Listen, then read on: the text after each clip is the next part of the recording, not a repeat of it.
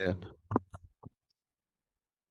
So I don't have my actual studio set up for some reason. It's not working properly. I haven't done a recording in a while. So you'll probably have to send me the video later on or just share me a link wherever you have it. Okay. Well, how it normally works, I'm working on Zoom off my mobile phone. So Zoom records it. It takes them about an hour to process, then they send me a link. So I'll just send that link to you. Perfect. Uh, but I guess we should look up. You at the start of these things. Sure. Let's just say, so we've got it recorded, Uh-huh. but we are both free to record this. Sure. I agree. Free to push it where we like, but we cannot, so that nobody can edit to make the other one look stupid. Correct. I agree. Cool, brilliant. Well, look, nice to meet you. Um, you were the one that wanted Nice. to have a discussion. So, as I understand it, we're talking about whether or not Christianity is true and what atheism means. Is that about right? That is correct. Okay, well, over to you. What's on your mind? Yeah. Well, the issue, however, when discussing Christianity from an atheistic perspective is Christianity is a system of beliefs, right? And as best as I can understand how atheists think, it's a system of beliefs in what can be proven to be true. Now, in order to believe what is to be proven to be true, there has to be a test, right? So the approach to each ideology is completely different, right? You cannot come from a perspective of scientifically trying to prove if God exists, because you'll never find a actual scientific, let's say you're trying to add numbers in order to find proof of God. That's not going to happen, right? Now, most atheists will claim they're trying to reach the truth. And I always wonder, right? So what does that mean? What does truth mean? So truth is essentially an undisputable fact, right? And I had to actually research into the semantics of what truth means. And it's basically unmutable and unchanging.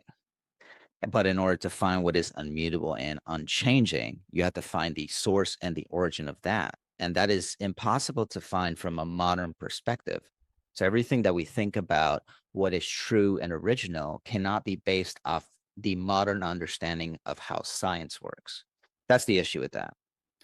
The second argument that I would give for the existence of God in general is that everything that we think about life is of transcendental origin. It precedes us. It has nothing to do with us. Science is constantly evolving and many times has been proven to change itself based on its own belief systems, right? But Christianity specifically is an unchanging belief system. It hasn't actually changed in 2,000 years, regardless of the denominations that it forms. So those are my two main arguments. If we're going to find out what is true or not, we have to verify, in fact, where is the origin of that truthness and who is the author, the authority of that truth, because there's an authority for everything. And it's a singular point. And then number two, again, is that if we are to discover what is true or not, there has to be an authority figure for that truthness. That's my two main cases. Okay. Um, I don't recognize the relevance of either of those cases, and I'll tell you why.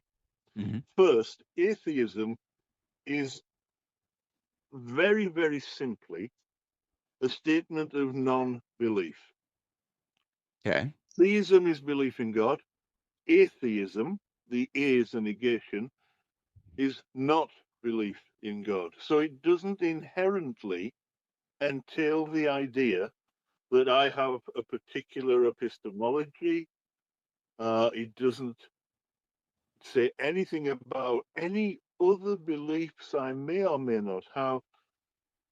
I do not know, for example, whether or not um, the Big Bang was the beginning of this universe, or simply the beginning of this instantiation of the universe. But I don't need to know that. I do not believe that God is a sufficient explanation. And that's all atheism is. It's a disbelief in a God. It's not a claim to knowledge. That would be gnosis. That would be what? Sorry. Gnosis. GNO, as in agnostic, do not know. Oh, I got you. I see what you're Yes. saying. Now, as it happens, I'm an agnostic atheist, dependent upon the God claim. I do not believe there is a God, but I don't know there isn't. For all I know, there could be some cowardly deity hiding behind an asteroid somewhere in the vicinity of Betelgeuse. I have no way to disprove that. I do not Okay. believe it, though. So I'm an agnostic atheist. Okay. So this is what I would ask you. If we are to run society, how would you determine what is the proper way to run society as a whole?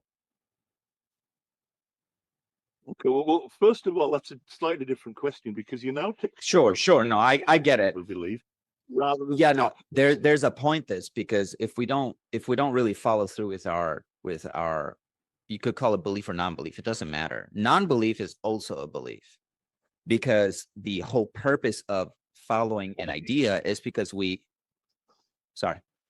insofar as Mhm. I do not believe that, for example, the God of Abraham exists. In that sense, I'm a Gnostic atheist. I am Okay. absolutely certain that the God of Abraham does not and cannot exist, certainly not as described in the Bible. But in terms of Okay. any God, I'm an agnostic. There may be some God I've never heard of. Uh, this is where it confuses me. The most documented case for if there is a God is the God of Abraham. So, But you say you do not believe in that God, but you may believe in other gods that have almost no documentation from the perspective of documentation. no, what I'm saying is I do not Okay. believe in any God, but there may be a God I haven't heard of that actually would convince me. But as it stands, I've Yeah. never heard of a God that convinces me. I do not believe. That's why I'm an atheist. No, I understand. However, what I am saying is the following: just the perspective of the non-belief, the non-existence of God is a belief system, right? You're believing in the idea there is no God. So you're How would you define a system? is the way you behave yourself, the way you understand things. Well, so to me, a system Yeah. of beliefs involves more than one belief. Sure. I mean, we can believe all kinds of things in order to justify how we do things, but the point still stands whether there is a superior being that is running things, right? In a way. Well, that would be a single belief. So it's not a belief system.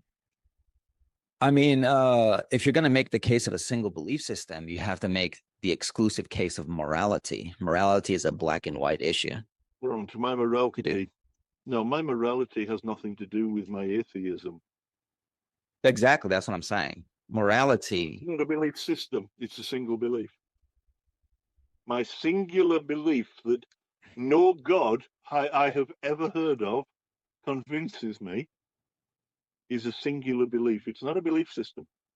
Yeah, but God, Or anything else.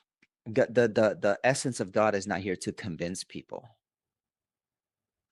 Does that make It's sense? irrelevant. We're talking about what I believe. No, I understand, but a lot of people will claim that I am not convinced, right? I'm not convinced of this or that. The point of the argument of God, the point of the argument of God is not to convince people, but it becomes self-evidential by the fruits of it, right? For example, when you say you're trying to find out why the sky is blue, you'll say it's self-evidential because you can watch it. So the same perspective from God is in the fruits that it produces, right? Okay, why the sky is blue is not self-evidential because you can watch it. Um, there are a number of uh, principles around physics and optics that make it appear blue to us. That does not necessarily mean that it is blue. That's the difference between objective and subjective. Yeah, but again, you're trying to find out what is the truthness of it. I gave the example of the sky is blue because that's what we can relate to, right? I mean, many factors can determine its change in color or its appearance, but that's not what I was arguing. It's a, it's a bad example because it's not an objective truth. So, in order to reach an objective truth, there has to be an authority behind that objective truth. There's always an authority for any claim, all of it. There's not a single claim in the entire ecosystem of humanity that has no authority, not one. There may not be a claim that has nobody claiming it. But go back to before there were humans on the earth. Okay. I'm assuming that you're not a young earth creationist. I mean, I understand that concept, but it's not really that important. But continue. All right. So before there were humans on the earth, trees existed, yeah? Sure. Okay. Before there was a person to see the tree, was the tree real? I mean, I guess. Right. Well, that just takes away your argument. There doesn't need to be an authority behind the claim of truth. The tree. No, that's not true at all. That's not true at all, because you're going to have to explain what created the tree. And that is something that science is still discovering if you put it from the scientific experience. You're begging the question there when you. Sure, of course I'm begging the question. Yeah, when you say what created the tree, I would Yes. say a better question would be, how did the tree come to be? Exactly. So the thing is, if you Even a creator. Yeah, but this is the thing. If you're addressing things from a non-belief perspective, even though I've multiple times said that this is a belief system by itself, is you're going to have to address things from a purely authoritarian perspective. Somebody has the belief system in things in order for it to be produced, right? Let's say that nobody had ever been an atheist. That does not mean that we can assume that there was a creator. Because actually, what's objectively true has nothing to do with our subjective assumptions. What is subjectively true? Well, you mean objectively? What is objectively true Yeah, has nothing to do with our subjective assumptions. correct. And in order to find out what is objective truth, you have to find out what is the original authority perspective. No, because an authority would be, by definition, a subjective perspective. Correct. So there is personal perspective. It's my subjective, right? Yeah. Yeah, subjective requires a mind. Correct. Yeah. Yeah. Right. Rocks have no minds. If no one sees the rock, it doesn't mean it doesn't exist. It is objectively there, irrespective of your opinion, my opinion, or the fact that there is no one there to see it and have an opinion. Yes. However, what you're arguing again is the creation of things, right? Things were created because of sunlight. How things came to be, not the creation. Yeah. Look, even if you're arguing from the perspective of the Big Bang, which is, as far as I know, the only explanation that we have come up to explain the formation of the universe, right? The present extantiation of the universe. Yeah, that's the problem, right? You're talking about a science that can change at any whim because we deem it so as humans, right? Doesn't matter if we say this is true or not. We're saying we're changing whatever we understand about the universe based on what we discover. What I am arguing. Two things there. Okay. Two things. First, the assumptions about the Big Bang being the beginning of the present instantiation of the universe have not changed. It was never assumed to be the beginning of all that is because we can't see beyond the Planck time. So that's the first one. Secondly, you talk about the fact that science changes its mind. Correct. I mean, that's a bit bizarre anyway. But you talk about the fact that as we develop more understanding via the scientific method, which is a more accurate way to put it, then as we learn more, we change our understanding. And you say that as if it's a bad thing. I'll explain why I say that. The history of Christianity, the original focus of Christianity is unchanging. It never changes. Right. This is why the Orthodox Church has not changed in 2,000 years. And there's a reason for this. No, no, no. When you're talking about modern belief system of Orthodoxy, you may have a case. But I'm an Eastern Orthodox. We have not changed in 2,000 years. I'm going to tell you that right now. Okay, Eastern Orthodox. Yeah, I get that. Yeah, okay. Now, the concern, this is the issue, what I try to always make people understand. When we're speaking from if we're trying to convince people either or, right, we have to discuss it from each internal critiques. So, for example, if we're going to discuss how we're going to convince an atheist that Christianity is true, we have to talk about it from their perspective, right? However, if atheists are trying to convince Christians that Christianity is not true, they're going to have to convince it from the Christian perspective. Does that make sense? Well, it does. Yeah. So what I'm saying is, I think we always have to meet people where they are. One of the yeah, reasons why Christians talk past atheists is because they don't meet us where we are. yeah. So my whole point of this discussion essentially is this. Is the point to convince each other of our belief system, or is it important to find out what is true from our own personal perspectives? Well, I would always say it's that the point is to find out what is objectively true, or at least Yeah. as close as we can get to that. So the only case that I can give that it may be moderately convincing for the opposition, which is atheism, is the case of morality. All right. Like if we had to do opposing views about what is true or is not, morality is a black and white issue, right? It's not. Excuse me 1 minute, because we Sure. started more quickly than I expected. It's getting dark outside. I need to put my lights on. Just bear with me. That's totally fine. I'll be here.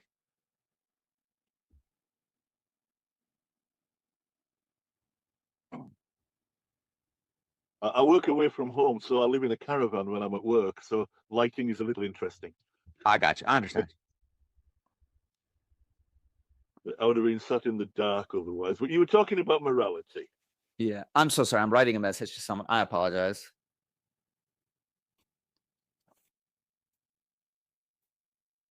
Mm,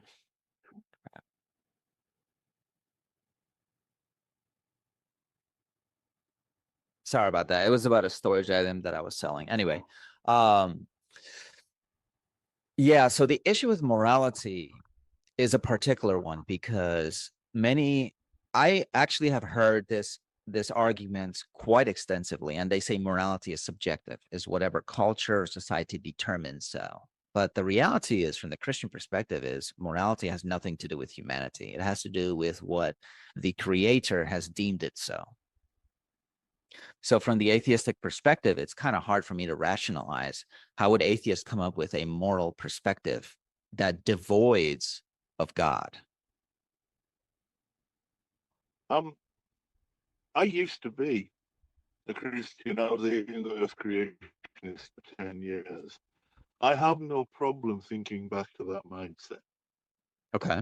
So you talking Christian terms all you like, I'll get it. I'll understand what you're saying, and then I'll tell you why I don't believe it. So over to you. Off you go. Sure. For example, how do we determine what is good and what is bad from a society perspective? Well, I would say that when I was a young Earth creationist, I would say that Sorry, you're cutting out. I'm not sure why. Could you repeat that? the Rhode Island. Are you familiar with that? Hey, I apologize, Stuart. For some reason, you went in and out for like a minute. I couldn't hear you.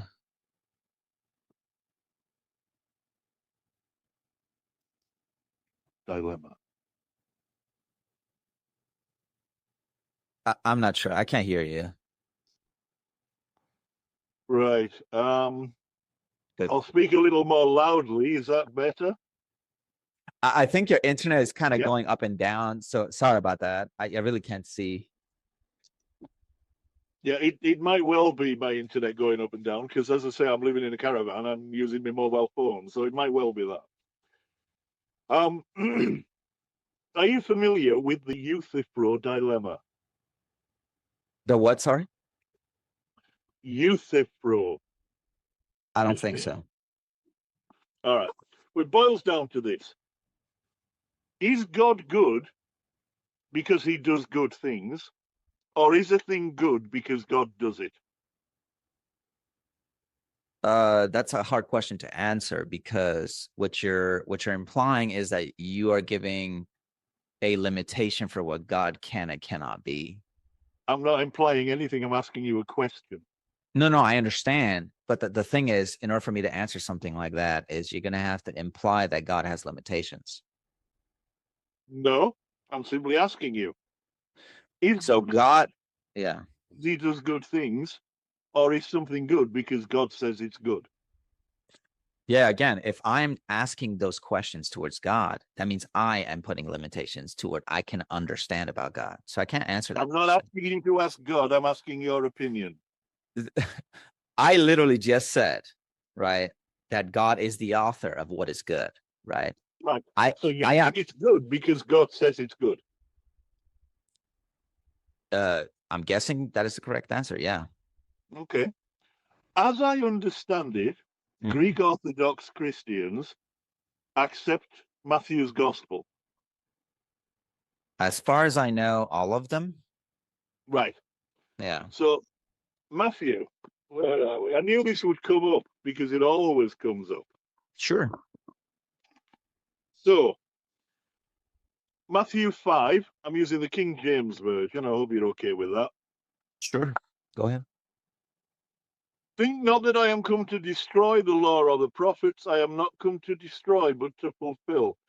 For verily I say unto you, till heaven and earth shall pass, not one jot or tittle shall pass from the law till all be fulfilled.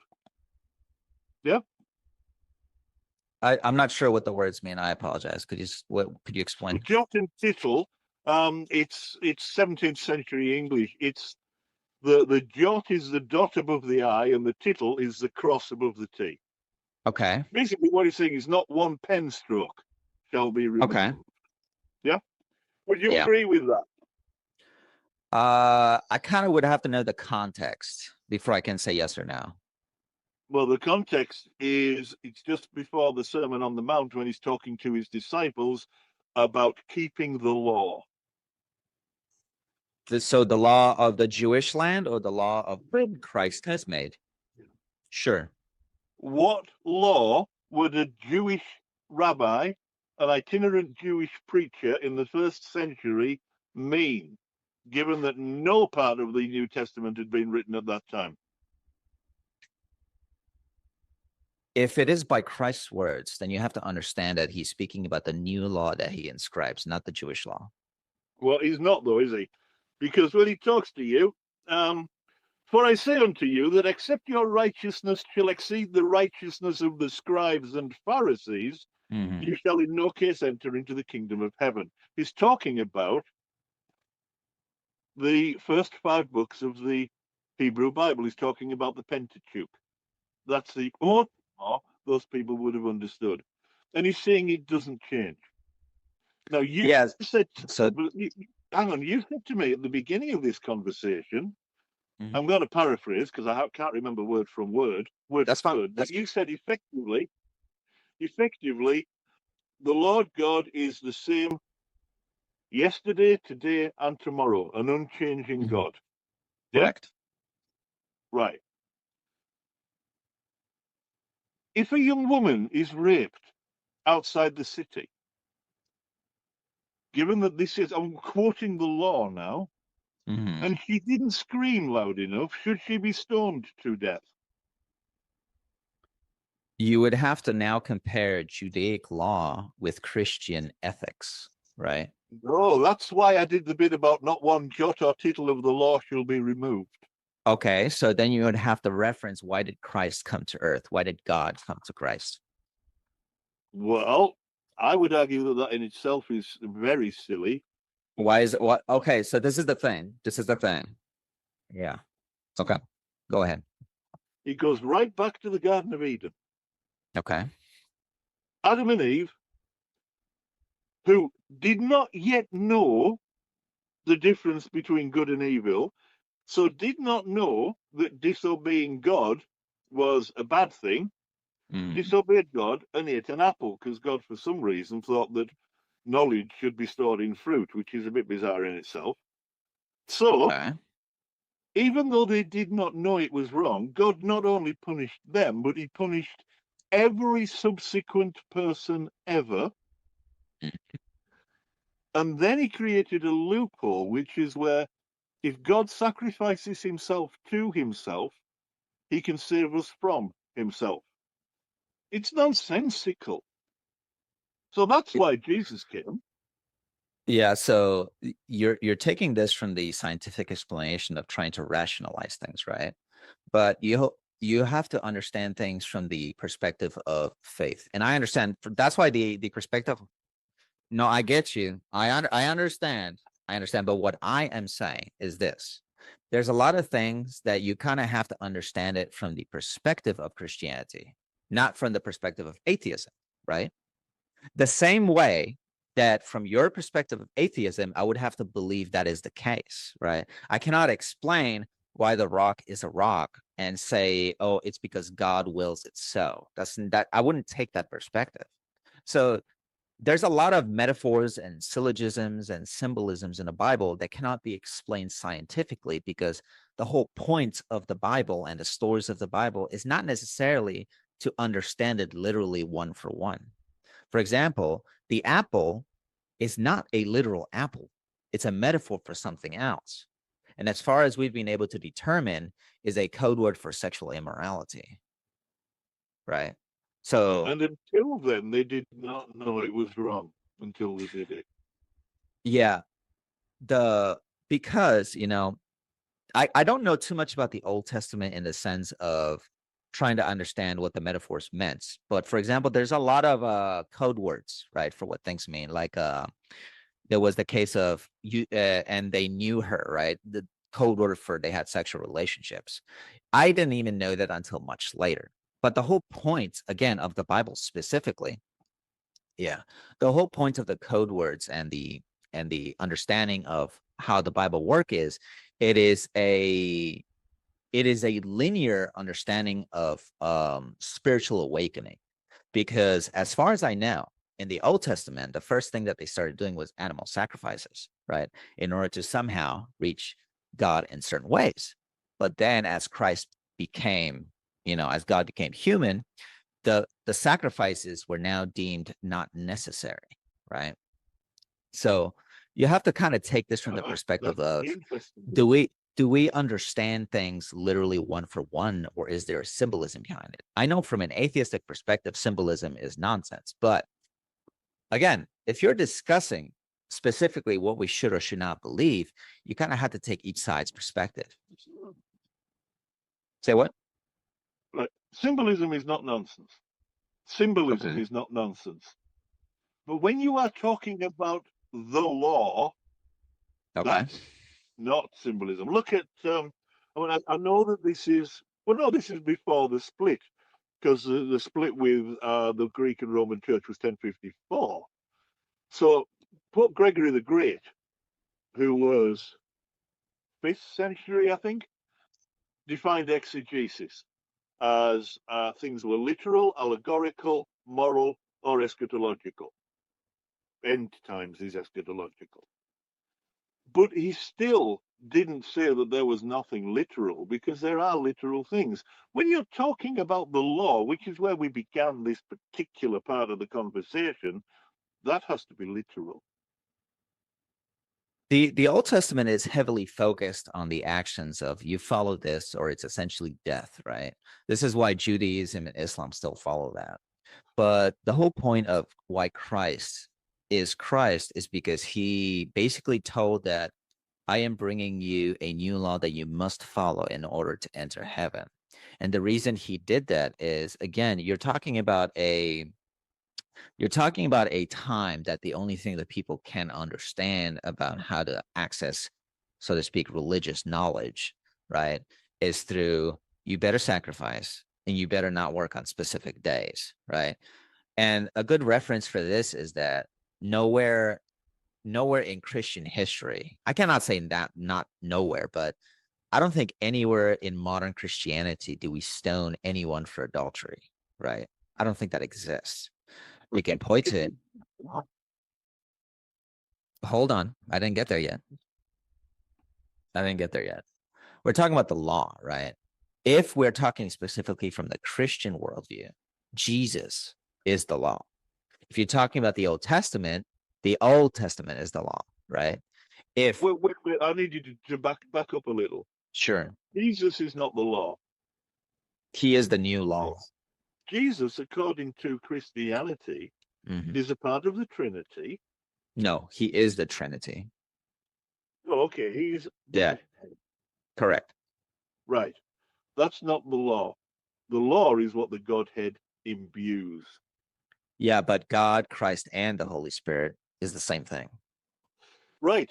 So Okay. when God says, for example, stone raped women to death, that's Jesus saying that. No, Because we just said that God and Jesus are the same thing. correct. But what did I also say? That the Old Testament, the only thing that humans understood was the law of the Old Testament, correct? Well, hang on, wait a minute. Yeah. So your God Mm. can tell people not to wear mixed fabrics and not to eat shellfish. He can get very confused about which animals chew the cud because he doesn't understand the biology of the creatures he created. Mm-hmm. And yet, it can't tell you not to murder victims. That makes no sense to me. That's a particularly Hold on. weak God. I asked you again, any Christian society today, do they stone adulterers to death? Not as far as I'm aware, but I would be interested to look at Abyssinia. But I am 100% sure that Islam stones people to death. And I don't know much about this, but I could place a bet that the Judaic law also believes in that.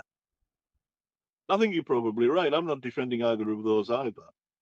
What I am saying is, hang on, what I am saying is that for Christians to accept Matthew 5 and then ignore the law of the Old Testament is essentially hypocritical. It cannot be hypocritical for one single reason. When Christ came, he said, "This is the new way." That's what he said, verbatim. And not exactly verbatim, but He also said, not one jot or tittle of the law shall be removed until all has been fulfilled. yeah. And heaven and earth pass away. Correct. Is he talking about the old world? If Christ is the new way, you have to understand this contextually. What planet are you on? Is he talking physically or is he talking spiritually? This is contextual. Yeah. Hey, well, So my see, that's the problem. That's why Pope Gregory in the 5th century, hang on, that's because he needed a way to get beyond all of this nonsense that clearly doesn't work. so what doesn't work? I'm confused here. What are you talking about? Well, let me go through a couple of questions and then you'll get it. Sure. What planet are you on? The Earth. The Earth. Has the Earth passed away? So what? Has the Earth passed away? No. Has heaven passed away? No, why would it be? So when in Matthew 5, Jesus says, not one jot or tittle of the law shall be removed until heaven and earth pass away. What did he mean? Okay. Do you understand this from the Christian perspective or from the atheistic perspective? I understand it from reading the words. Yeah, but you can read something and not understand the context. Yeah, but I do understand the context. I think. Are you sure? Because you seem to be taking it literally, and I'm telling you. Given that you don't even know what's in the Old Testament, I think I've read the Bible 7 times. I didn't say I don't know what's in the Old Testament. I said I don't understand much of why things were made there. However, that is not that important for this conversation because we are Christians, right? I think it is. If you're claiming an understanding, then I think it would be appropriate for you to actually have at least read the bloody. I mean, I can go and read it, but the point of this specific conversation, Christians versus atheism, is to prove if Christianity is true or atheism is true, Well, right? you cannot prove either. You can't prove Christianity is true Well, again, you're because it is inherently, and I would argue deliberately, unfalsifiable. And given that atheism is simply the viable. statement that I do not believe, Yeah. well, there's nothing to prove. I don't believe. Are you sure about that? Because your belief system is trying to prove that nothing exists. No, it's not. Yeah. Atheism is simply the statement I do not believe in any god or gods. How are you going to disprove that? I'm telling you, I don't believe. The thing is, you can take this from the morality perspective. You can take this from the force doctrine perspective. I mean, you can take it from all kinds of perspectives. However, if you really are going to apply this as a society-wide basis for how we behave ourselves, you're going to have to see how societies structure themselves.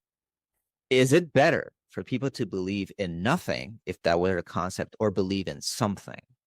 If it's going to be a binary, between something and nothing, you're going to have to come up with a solution. I don't know anyone who believes in nothing. Well, there's plenty of people who are degenerates and people who just follow the idea behind, I'm just going to do whatever I want because that's what I want to do.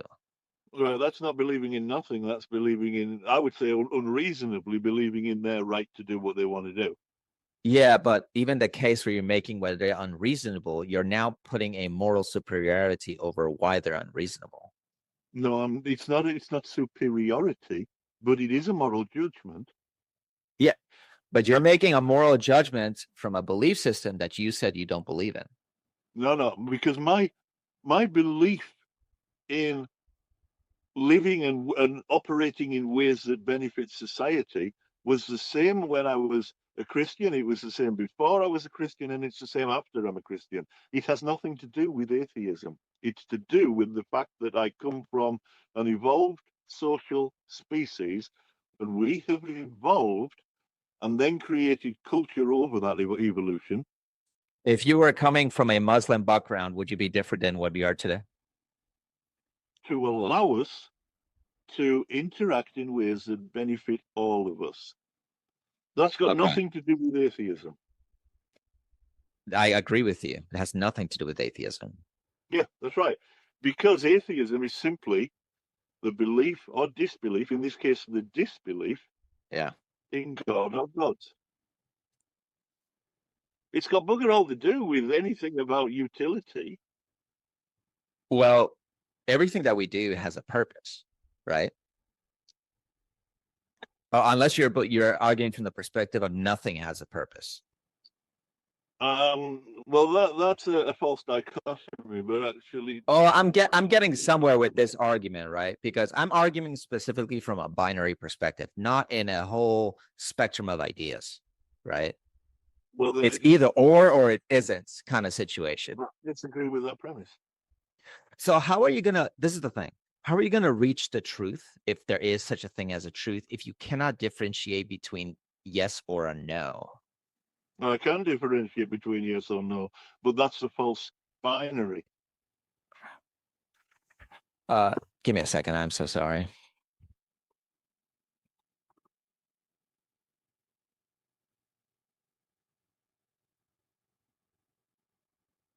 I actually thought we were gonna meet about an hour and a half ago, and I didn't realize that you put it for 3:30 Central Time.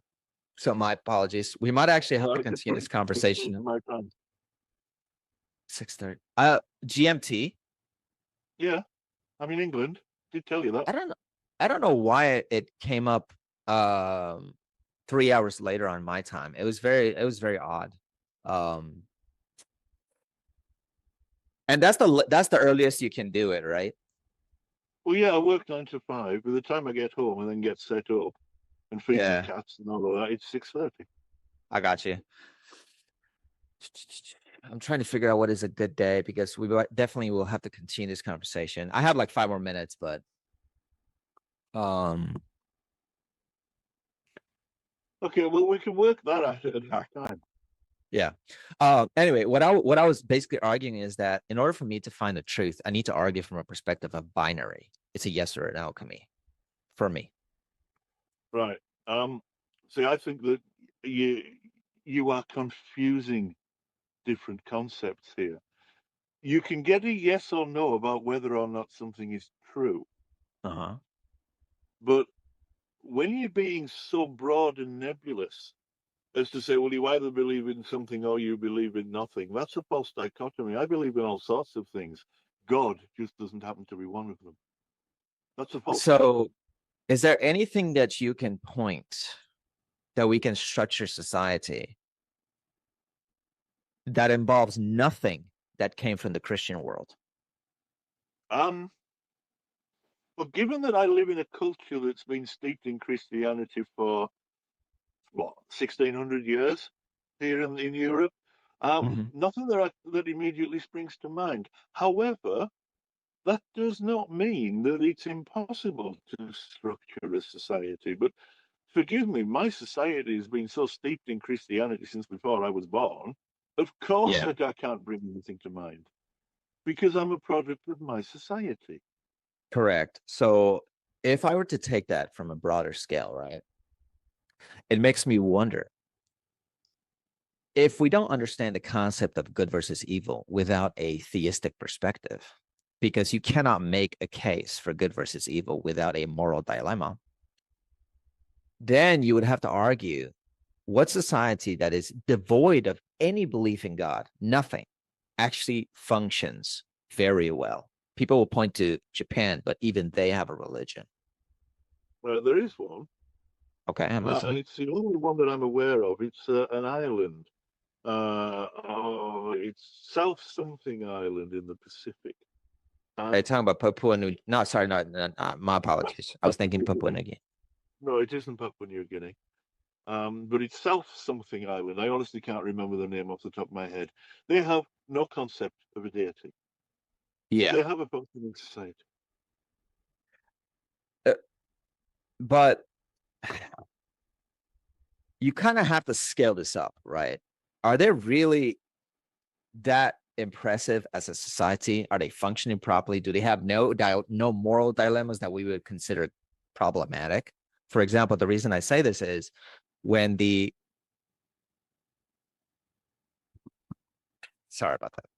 When the British were occupying India, they had to ban the practice of wife burning, and that was purely a Christian moral dilemma, which is suti. I don't know if you know about it. Yeah. Okay. Yeah.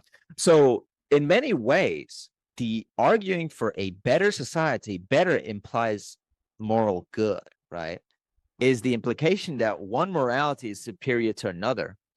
Yeah, Just to be clear, Suti was still practiced up until about the 1980s. I'm aware, It was but the Indian. Yeah, right. So please don't misrepresent, because it was the Indian government, which was not a Christian government. It was a Hindu. no, that's not what I said. That's not what I said. But what I am saying is that first we have the concept of moral between good and evil, right? But then there's the concept of moral superiority, meaning one moral does more good than the other. For example, cutting out hearts of the Native American Indians from the Christian perspective is horrible and despicable. So from the moral good Great. perspective, we had to ban that crap immediately, right? Well, Uh, if you're going down that route, yeah. I'm cool with that. You see, I have there are people say, well, if you don't believe in God, where does your morals come from? Well, I'll tell you. Mhm. My internal management of myself, I'm a practicing Stoic. Good. I actually like it. It's pretty good.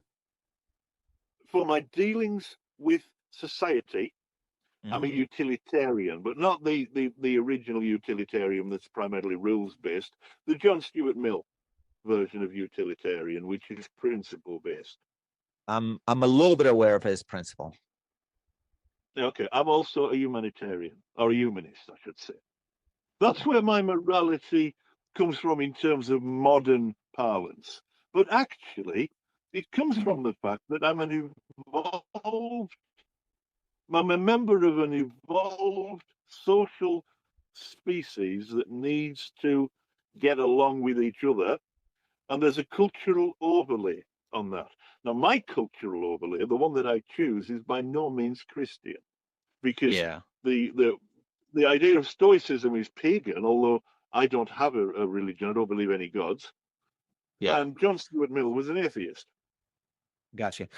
Just one thing. He's atheist. Just one thing, and I apologize. I need to go, but I promise we will continue this conversation. This is like a 3 or 4 hour conversation if we're honest with each other. Yeah, probably. But can I just ask you to think through one thing? I'm listening, and I'll tell you mine after yours. But go ahead. All right. You are familiar with the term agnostic, meaning not knowing. Unsure. All right. Gnostic is no. Mhm. Agnostic is don't know. Okay. Yeah. That's where the word comes from. Theist is believing in a deity, a Mhm. theo. In exactly the same way as you add the the negation to Gnostic, you add the negation to theism, not Mhm. believing in a God. That's all it means. All this other stuff that you're putting onto it is not intrinsically part of atheism. Well, the thing is, you are believing in a deity by not believing in nothing. You're believing in yourself. You are the deity. See? So you the curious nature about human historical advancement is atheism and Nietzsche and though essentially the world wars were all facilitated by the Christian worldview. It sounds kind of odd for me to say that, but so there is a case to be made as to why Christianity allowed for things like that, either good or bad, to flourish, right? And this literally all this conversation about believing in a deity or not really comes down to this. If we are to structure society, from which perspective makes more sense for human flourishing? I know people will use human flourishing. No, that's your big mistake. There is a difference between truth and Uh-huh. utility. No, I get it. I understand what you're saying. So the argument about being an atheist or not is based upon whether I believe it's true. It has nothing to do with utility. Well, if we apply forced doctrine to a society, do you think atheists will survive if the religious people decide to kill all atheists? Um, well, historically, that's not been the case. That when religious, I mean, I get it. I'm doing a pure hypothetical here. Let's just say, not hypothetical, I'm talking historical fact. okay. Theists kill atheists. Atheists tend not to kill theists. I would disagree with you. A lot of people who don't believe in God are constantly murdering people who do believe in God. Yeah, but they're not murdering them because of that faith. No, I get it. But the thing is, if they are based on, I don't have a moral system that is based on God, I can do whatever I want. A lot of those people, yes. The that is based on God. I can kill anyone who disagrees. The Christian worldview is not about murdering people. That's the big Well, distinction. historically, it has been. No, not at all.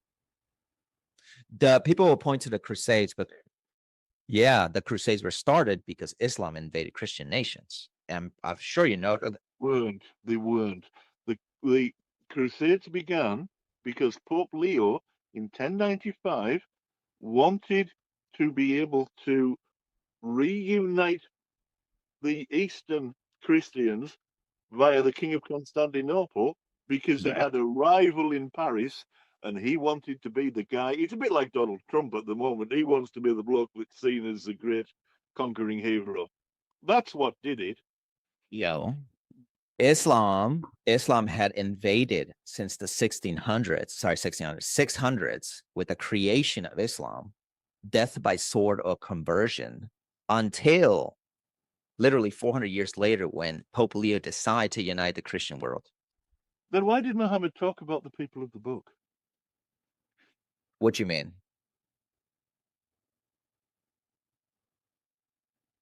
Are you there? Muhammad was very, very happy. Yeah, I'm here.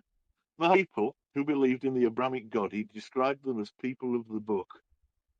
The problem was they kept trying to kill Muslims. That's where you get, like, for example, the Battle of the Camel, for example, which is all about defense. That's why you get the flight to Medina, which again is all about Muslims being attacked by Jews and by Christians. They were fighting back.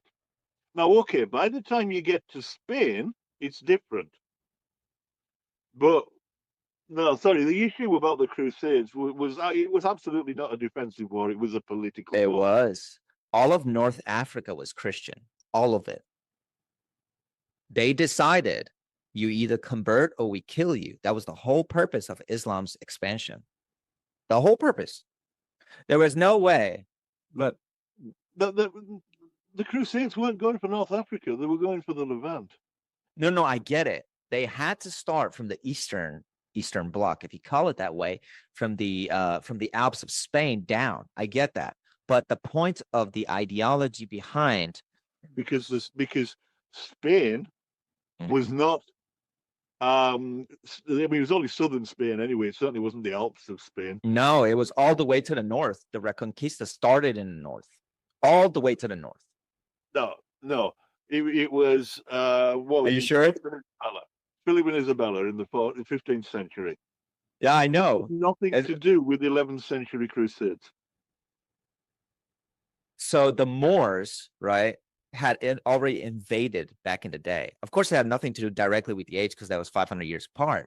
But the point of the Crusades was Islam had completely invaded Christian lands.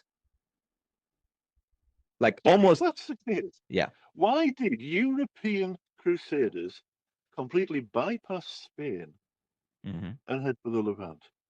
I'm almost 100% sure it had to do with the kings because the kings were controlling the church in essentially each country.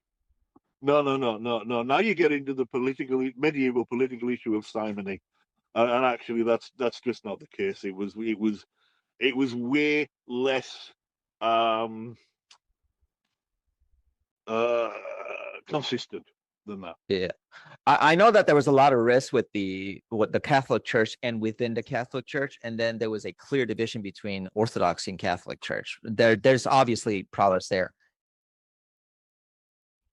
I think it was before. I mean, the reason that the Catholic Church. No, I know.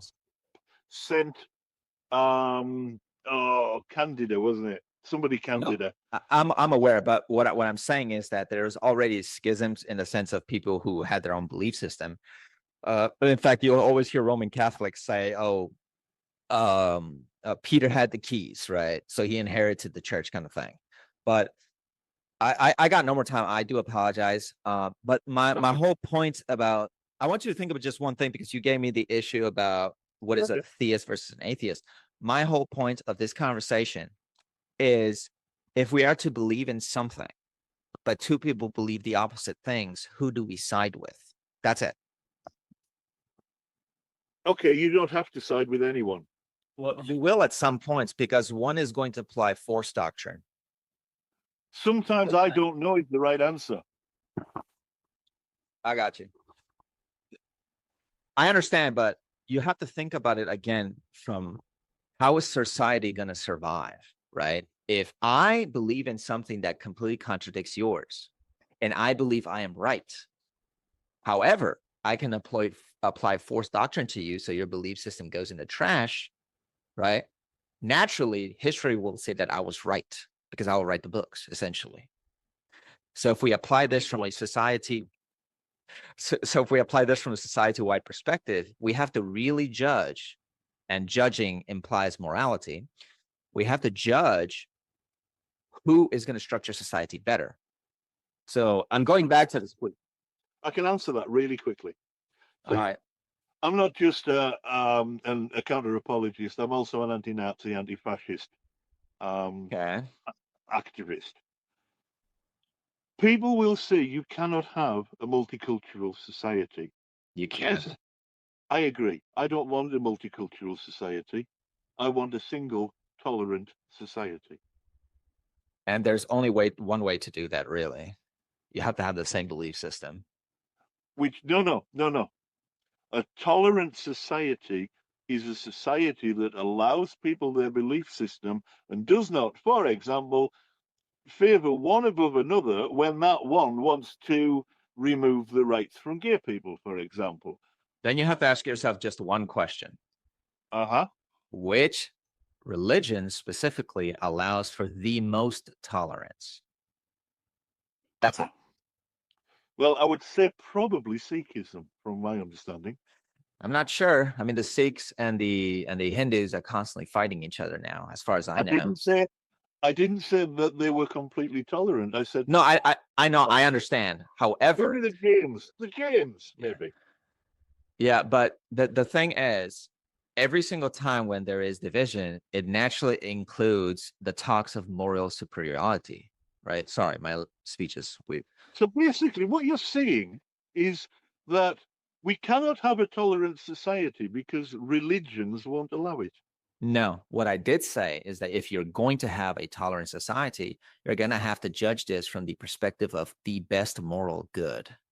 That's what I said. Okay, none of which has anything to do with whether or not your religion is true. Well, we could argue that, but if we're talking about society and how it functions, you're going to have to go down that rabbit hole. If we're going to talk about what is, yeah, we can talk about all kinds of things. You can educate me on history because my Spanish history is off the rails. Even though I graduated high school with a specific interest in Spanish history. Funny enough. Okay, I don't bugger all about Spain, but I know that much. I got you. But this conversation is going to take an unexpected turn that you won't believe. I'm not sure if I'm the first person who has challenged you the way I have, but you'll see what I mean eventually. Oh yeah, yeah. You're one of many that's come up with this same nonsense. Frankly, I'm not sure. I'm not sure because yeah, it's always the same. It's an attempt to obfuscate between truth and utility. It's the idea that I should look with faith, and we'll maybe talk about Hebrews. I didn't say that actually. That's the difference. I said that if you're the lens of faith in order to get to the truth. Well, let's talk about Hebrews 11 and what that actually means next time. I'll look at the scripture. I don't know it by hand, but I'm pretty sure you got a case there, and that's fine. Yeah. The timing is a big deal because my kids come back and they make a lot of noise, but we'll try to figure something out. Okay. Appreciate it. I thank you for the time. I'll send you the link as soon as I've got it. Thank you so much. I appreciate your time. Okay. All right. Cheers. Bye-bye. Cheers. Bye-bye now.